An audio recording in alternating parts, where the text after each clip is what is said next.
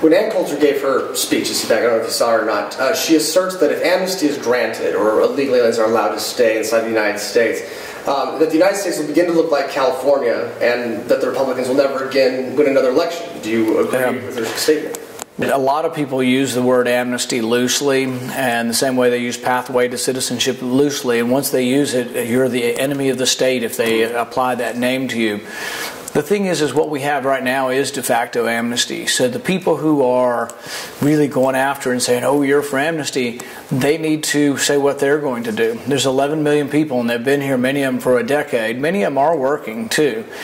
What I'm saying is let's get them work visas. Let's normalize them, make them taxpayers. They're not going home. Even all the crowd that are yelling, amnesty, that person's for amnesty, are they for sending these people home? Do they want us to put them in concentration camps on buses and send them back home? I don't think anybody's proposing that. So they're here illegally. What I'm trying to do is say, let's make them legally here and give them work visas and put them into the process. The problem with immigration we have right now is, let's look at agricultural workers, the ones who come and pick a lot of the crops in our country. Last year we gave out 65,000 agricultural work permits. 1 million people came to pick crops. There's something wrong. When 1 million people are coming in, we want them to pick our crops. The farmers want them to come. But why did 1 million come and only 65,000 came properly? That's where the illegal immigrants come from. So 11 million are here over the last 10 or 15 years.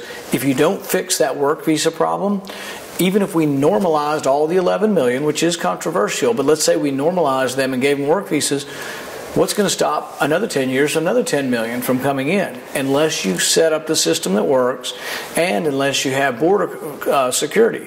So actually my amendment, a lot of the conservatives that are giving me a hard time don't realize that mine is the conservative amendment, because my amendment says that you have to have border security to get the reforms.